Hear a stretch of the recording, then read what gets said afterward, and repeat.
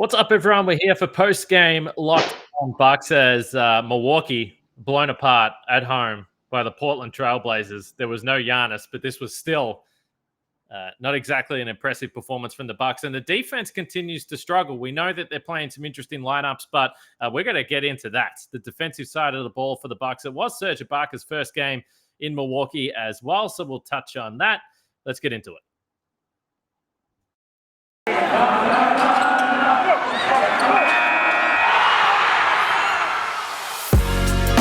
You are Locked On Bucks, your daily Milwaukee Bucks podcast, part of the Locked On Podcast Network, your team every day. Welcome to Locked On Bucks. I'm your host, Kane Pittman. You can see and hear me on this show Monday to Friday and also find my work over at ESPN. Joining me, the founder of brewhoop.com and longtime voice of the podcast, Frank Madden. As always, we thank you for making Locked On Bucks your first listen of every single day. And you might be waking up if you live in Milwaukee feeling a little disgruntled about the Milwaukee Bucks loss to the Blazers, 122-107. Maybe this is all intertwined, and we will get to it, Frank, in terms of Serge Ibaka's first game with the Bucks. Certainly started optimistically, but do you want to start with the defense here? I tweeted some of the numbers at halftime. You spoke to some of the issues that they've had or some of the schematic things that they could change. But again, they were playing a Portland team that, let's just say on paper, you should not be too fearful of as a team defense. And they made them look silly for much of the night, particularly the first half.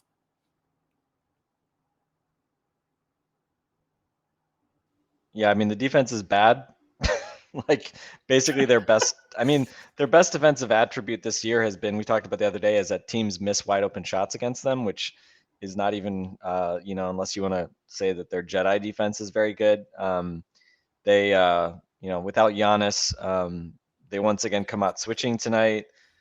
Again, is Bud just like trolling Drew and Giannis for complaining about the defense against Jokic like a week or two ago? I don't know. Like, it seemed like after that they went to this like, all right, we're just going to switch everything, no help type of sort of approach. And, they papered over it by just hitting tons of threes in the first three games of that West Coast trip. But they were getting killed inside. Even, we talked about like the Laker game, like defense was not good even in some of those wins. And then they got just completely, got the crap kicked out of them by the Suns. And then tonight again, the Blazers, who are kind of just throwing caution to the wind and saying, if we're bad, maybe we'll get a high draft pick, with Dame out, CJ gone, Norm Powell, Bob Covington gone. And didn't matter tonight. I mean, the Bucks just got torched. And of course, Giannis being out is a part of that. He's obviously your best defensive player. We don't even need to talk about Brook Lopez because he hasn't played since game one. But you add Serge Ibaka and then you come out switching everything, even with Serge Ibaka. It's like, all right, bud, dude, like, point made. Like, can you guys just like play defense that sort of matches your personnel? We saw them go to that kind of drop scheme finally later in the second half. So, but at that point, the game was, I don't want to say completely out of reach. They were able to get back into it a little bit, had some chances there late, but ultimately couldn't get stops, couldn't make shots.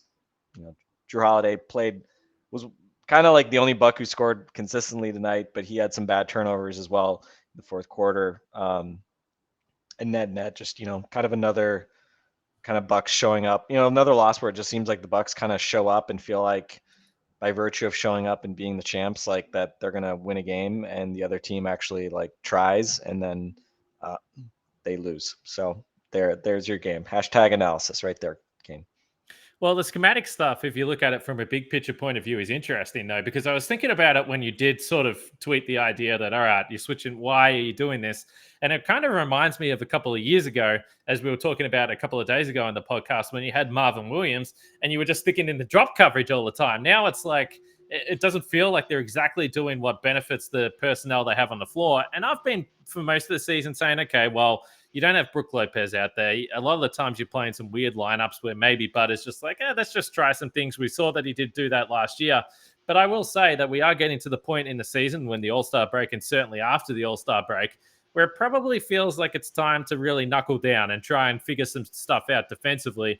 And if you do have Serge Ibaka in the team, it does make sense that he would be a guy that you think, at least in theory, if he can move as in a in a mobile enough fashion to be an impactful defensive player, that he would be a guy that you can put in the drop scheme. And then Brook Lopez, who knows? Like you said, I mean, he hasn't been here all season, so it's not worth discussing what we've already seen.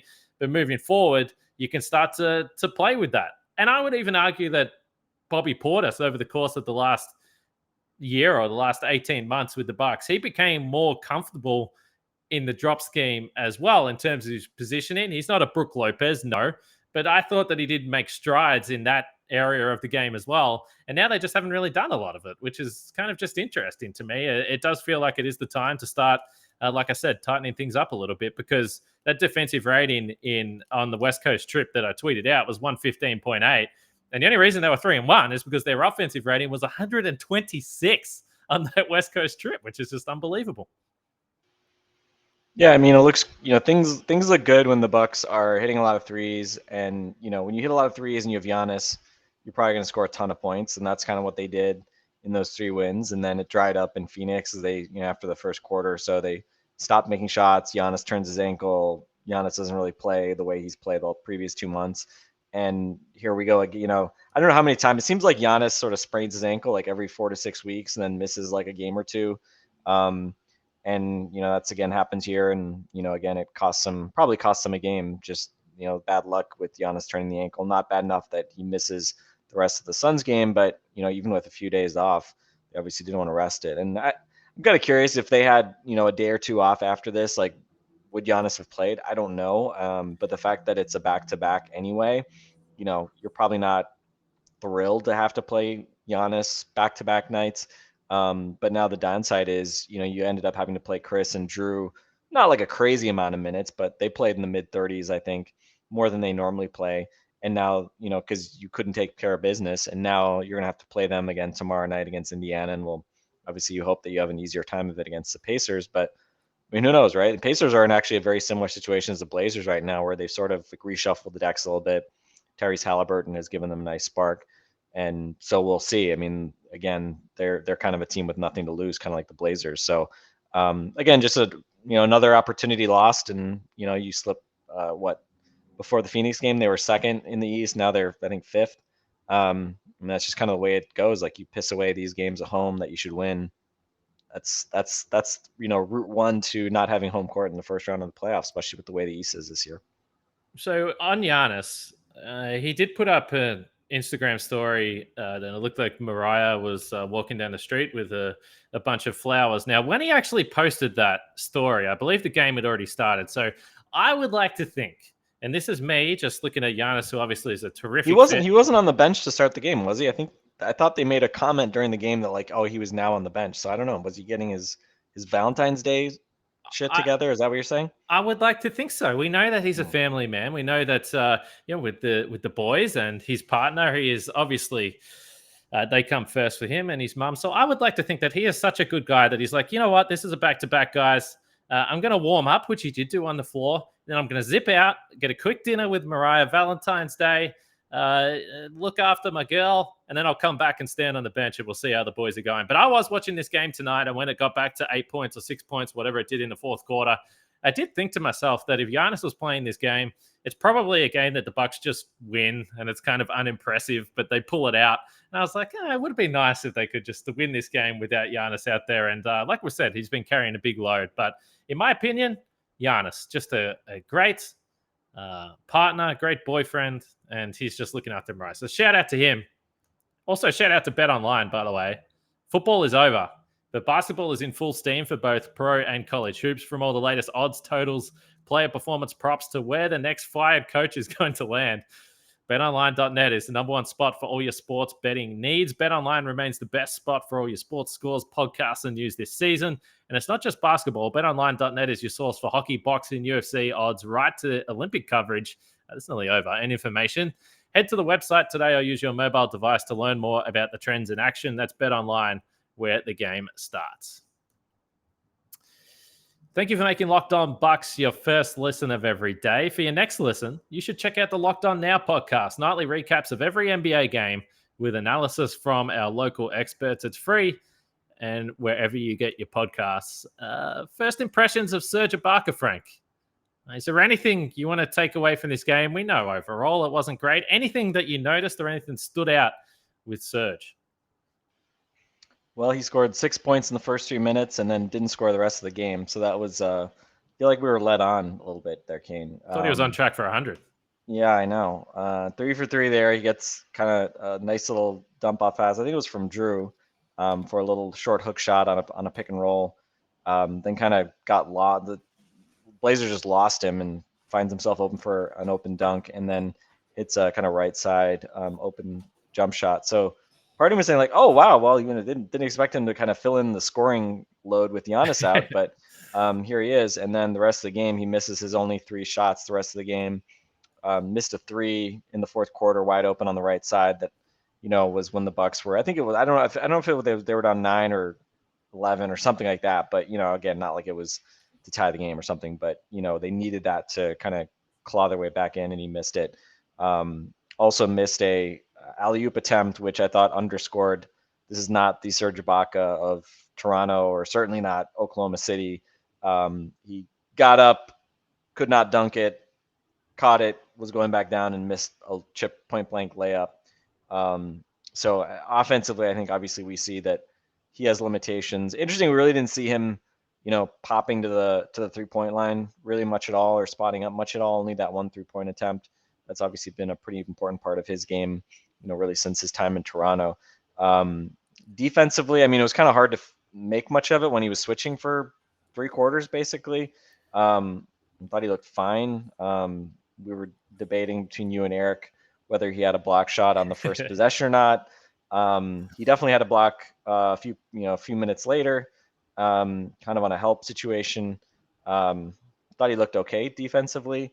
Thought he certainly looked, more comfortable when he was dropping. But again, I mean, honestly, it's like they should play drop with Serge, just because are the guards used to playing much drop defense at this point. Like, they haven't really had to do it a whole lot this year. So if nothing else, getting Serge in there, and the fact that that's probably his best usage, probably a good thing, just because, fingers crossed. John Horst saying today that yes, Brook Lopez will be back and Pat Connaughton will be back this season. We heard a month timetable for Pat. That's good. But, if we're going to see the Bucks play their usual effective brand of drop defense with Brook Lopez, they probably need to start practicing that before he actually comes back. So yeah, I mean, it's like, come on, guys, like, just look, I get it. You're going to need to switch at times, when you're playing Giannis at center and stuff like that. But continuing to kind of screw around with this for the past week plus with this constant switching, I don't know. I don't know what Bud's trying to prove. I don't know that those reps are really particularly helpful. I don't think you're going to be switching, with Greg.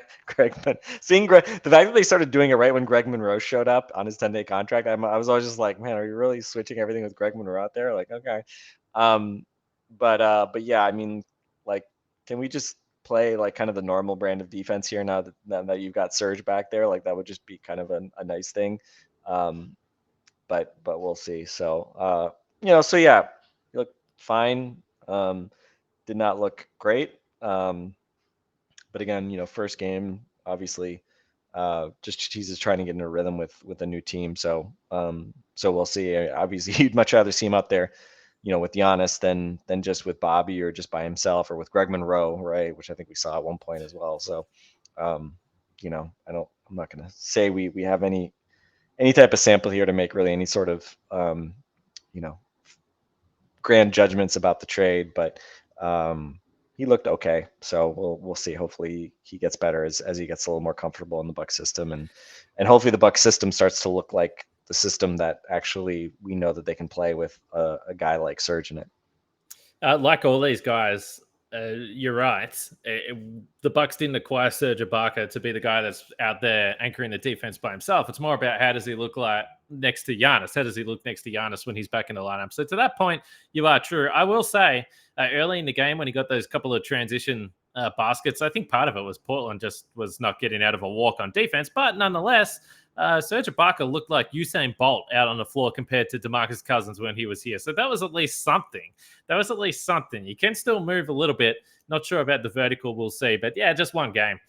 I was more intrigued than anything by the start. I was like, oh, okay, well, it can still move a little bit. We'll see what it looks like moving forward. And yeah, as we mentioned with Giannis there, as far as different lineups go, I saw someone say that the Bucks just look completely out of rhythm. I mentioned in our DM that at one point there was the much vaunted lineup of Greg Monroe, Jordan Nwora, and Lindell Wigginton. I mean, there's still some just crazy lineups that are out on the floor. Where exactly are the Bucks at? And I'm just throwing this at you without giving you any warning. But in terms of the actual roster, I think Greg Monroe's 10-day is done tomorrow or the day after. It's around that anyway. So we're just in terms of the numbers where the Bucks are at. We know they are going to add someone, we think. Where are they at in terms of Greg Monroe and all that type of roster numbers stuff?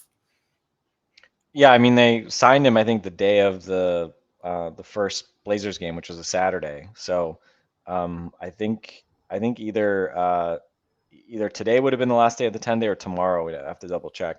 I mean, I can't imagine they want to keep him for an extra 10-day to basically get one, if it's one, like the Philly game by itself or whatever, like, each of those 10 days, I think is about $96,000, which when you multiply it by the Bucks tax figures becomes like a $400,000 cost roughly. So, I'm just going to go on a limb and say that they're not going to keep him over the All-Star break just to be like, just keep another guy around. So my guess is, again, we'll see if he's back, if he's gone tomorrow or not. But I doubt we'd see him on Thursday. Even though, yeah, you could argue one more body to throw at Joel Embiid, right? But I think that's no point. That's why you acquired Serge. So yeah, I mean, basically, yeah, you're at 12 guys. I thought Lindell Wigginton actually has given them, like, it's kind of one of these things, like, we've gotten so little production from Justin Robinson, and then I can't even remember who the second guy was. Can you just let Justin Robinson live? Let Justin Robinson live, Frank. Well, who was the second guy who was even worse? Why can't I remember his name? That was oh my God. I can't remember. I can't believe I forgot. I can't remember. This is sad. People are like, you guys are listening to this and like probably yelling out his name, wondering why we can't remember. I'm gonna look. This is embarrassing. Javonte Smart. Javonte Smart. He had the 26% field goal percentage with the Bucks. Justin Robinson was at 32%. Javonte Smart was at 26%. Lindell Wigginton at least looked kind of frisky, but yeah, I don't think that they are excited about the idea of Lindell Wigginton being their backup point guard here as long as George Hill is out. Although John Horst did give a very confident impression of George Hill returning soon, presumably after the All-Star break. So I guess that's at least somewhat reassuring. But yeah, I mean, obviously we saw it today. Jordan Nwora, 17 points on 14 shots. Okay, that seems okay, but man, just defensively, it's not good, right? I mean, you just think about the defense from him, and man, Chris. I thought Chris's defense today was really bad. Chris had like no energy. I mean, he almost had a Russell. I mean, he basically had like a Russell Westbrook type line. 16 points on 3 for 15 shooting. He was 0 for 6 in the second half. 1 for 8 from 3, did go 9 out of 10 from the free throw line, 11 rebounds, 9 assists. So he almost gets the, useless triple double. But he just struggled to get into a rhythm all night. And I just thought defensively in that second quarter, right? I mean, that really turned the tide of the game. Every quarter was decided by 1 point other than the second quarter when the Blazers scored 40. And it just felt like the bench guys came in and just felt like Watford and Greg Brown and Ben McLemore. It just felt like they had so much more energy and they were just flying up and down the court. And that kind of just felt like that kind of turned the tide of the game. And then Anthony Simons just started hitting some threes. And all of a sudden, I think it was, what was the score, like 44 or 43 or something like that. The Bucks were winning. And then by the time halftime rolls around, it's 71-54, right? It was like a 28 to whatever it was, 28 to 10 finish to the quarter, and Bucks just kind of got their doors blown off and just never seemed to break a sweat really. So So yeah, I mean, again, it's just kind of like it's February. Probably not feeling, I don't know, super motivated if you're the Bucks right now, I guess. But okay, then you're going to be the 5th seed. Like, you're not going to have home court. So so that's just something they're going to have to, again, like we've had this conversation a bunch of times. We had it last year. It's like, all right, if you guys don't want to, I don't want to make it seem like they're just dogging it or something like that, but just doesn't seem like there's a great deal of focus night to night necessarily. Well, I've got something that can help with that. Built Bar, the best tasting protein bar that's ever been made. And this is the time of year that sometimes you give up on your New Year's resolutions. But if you're an NBA player, sometimes you can lack a little bit of energy. And we know that heading into the All-Star break. Certainly the Bucks have played like that a little bit. So maybe tonight, they're at home. Maybe they should get into the puffs. Because if the Bucks players haven't tried the puffs, they're one of the Built Bar's best tasting. I think the Bucks defense was a little too much into the puffs, but I don't know. Maybe less, maybe more some of the other stuff. A little coconut, a little less, fewer puffs. But they're all healthy for you. That's the point. That's true. So it doesn't matter what you think. You listen to it and you think, well, it's crazy. The puffs they're covered in 100% chocolate. They've infused marshmallow. So you think to yourself, well, that can't be good for you, but you'd be wrong. Most Built Bars contain 130 calories, 4 grams of sugar, 4 net carbs, and 17 grams of protein. So they're better than any other bar out there. There's no doubt about that. So if you're a Bucks player listening to this podcast, or you're just a listener, an everyday Joe like me, then go to built.com, use the promo code LOCKED15 and get 15% off your order. Use promo code LOCKED15 for 15% off at built.com.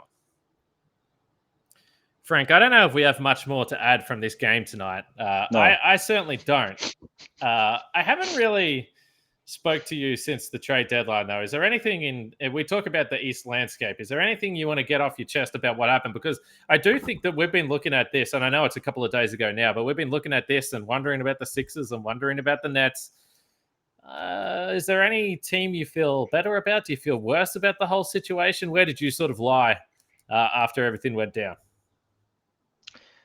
I mean, I think it was overall, like in terms of like Bucks championship odds, I would say it was a negative day for the Bucks overall, just because. Agree. Yes. I think Brooklyn just moving on from the mess that they were sitting with Harden and just whatever negative chemistry just seemed to be boiling over there, right? I mean, ultimately, the Nets, obviously, it's kind of hard to judge them until KD comes back, especially now. With Simmons also isn't playing yet. We'll see when he comes back, but I think certainly helps kind of turn the page for them so they can, again, are they a better team, with a healthy Ben Simmons versus what they were with a theoretically healthy James Harden? I'm not sold on that exactly. I mean, James Harden is just generally a better player than Ben Simmons, but I think there's an argument that certainly when you factor in, especially, the chemistry question, that they could be better off. So, again, I think important for the Nets. They'll be in a better place most likely.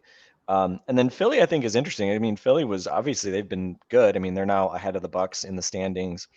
Joel Embiid is making his case. I think, if the Sixers finish ahead of the standings, then Embiid should finish ahead of Giannis. And it's good. That's just, I mean, again, like I'm oversimplifying, but we were talking about our MVP palette today. I think I would go Jokic, Embiid, Giannis as those are the only real three I think are serious competitors for the MVP. I forget where you came in. Did you have Giannis ahead of Embiid, or what were you at? No, I had Giannis, Embiid. Sorry, Jokic, Embiid, Giannis. That was my top three at the moment. A lot of it comes down to standings type stuff, and people can make their cases. Clearly, you watch the Bucks tonight and you say, I think Giannis might be valuable to this team. It's the same as every star player, though, really.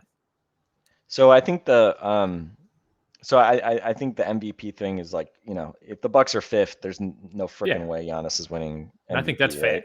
Yeah. And again, we can say we're splitting hairs here. It's just such a small difference. It's true, but whatever. All these guys are great. I honestly, I don't know. I'm just not going to get that bent out of shape. I think Jokic from a regular season night to night standpoint, I mean, his the productivity he puts up is just astounding. And again, his defense obviously is theoretically impactful as Giannis and even Embiid, but his offense is just so crazy good and just everything. Like, I mean, he can just carry an offense the way I just don't think Giannis and Embiid can. So, so anyway, but I think so. I think the Sixers is interesting though, because I mean, I don't think the Sixers had the upside, as a team the way they were previously constructed was Ben Simmons sitting on the bench or sitting at home. That to be kind of like real championship, like upper echelon. So I think again, Harden's like, I mean, again, is there a scenario where Harden, becomes toxic there as well, or doesn't mesh with Embiid, or the fact that they had to obviously give up multiple pieces for him, and defensively he's not a good mesh because he always wants to switch, but you're not going to switch with a drop center like Embiid. There's stuff to work out there, but I think just as far as Daryl Morey, he always just prioritizes like just give yourself the best chance at winning a championship, and I think this improves their chances of winning a championship. I think that the odds, again, they may have high bust potential as well still, but I think at least this year we'll see how long it lasts, right?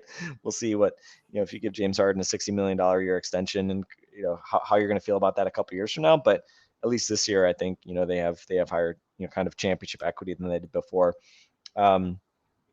But yeah, I mean, other than that, I mean, I think the Cavs. I don't know. It just doesn't really seem like the Cavs, should be able to beat these other teams we're talking about in the playoffs, just given their lack of experience, given the relative youth, given the fact that they don't really have like a go-to superstar scorer the way all these other teams have.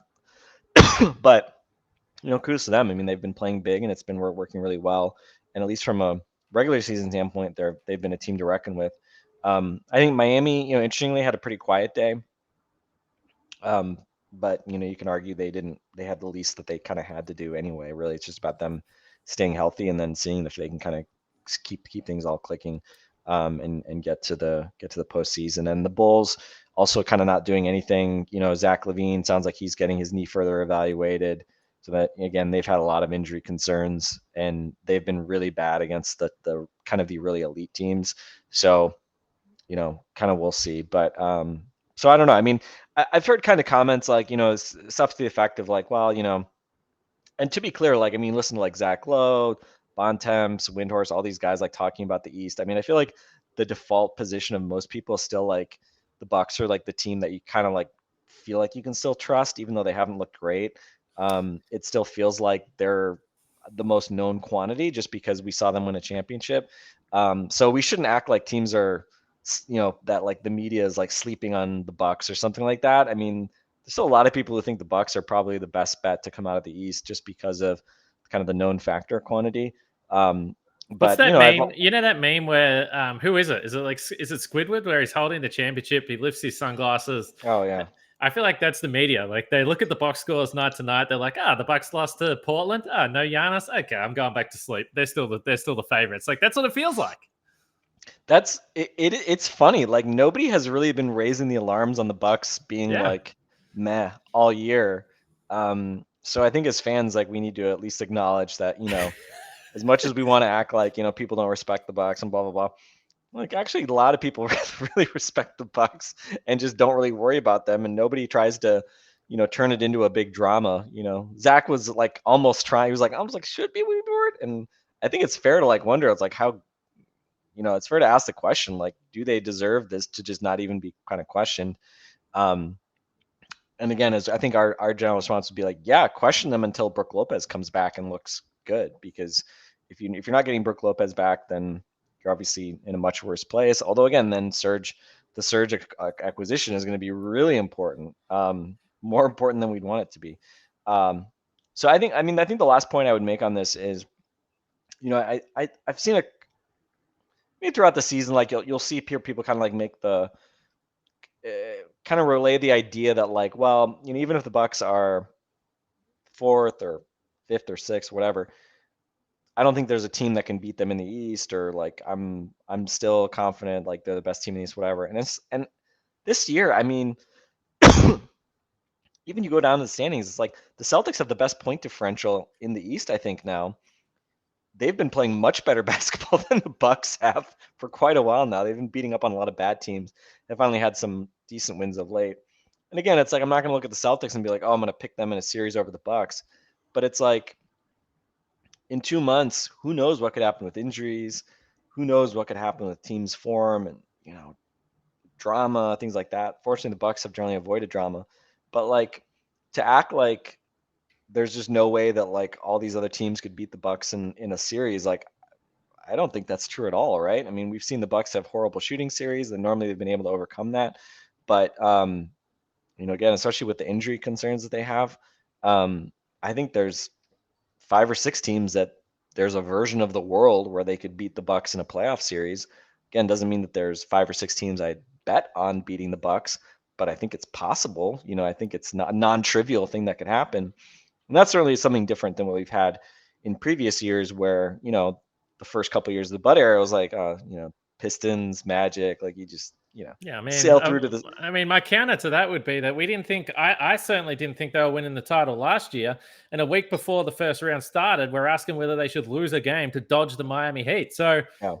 a lot of shit happens between now and the postseason. And yes, you need Giannis. You probably need Brook. We've both said, do you think they're winning the title without Brook? Probably not. But I think for our perspective, we say, well, we're not sure. But we said we weren't sure last year.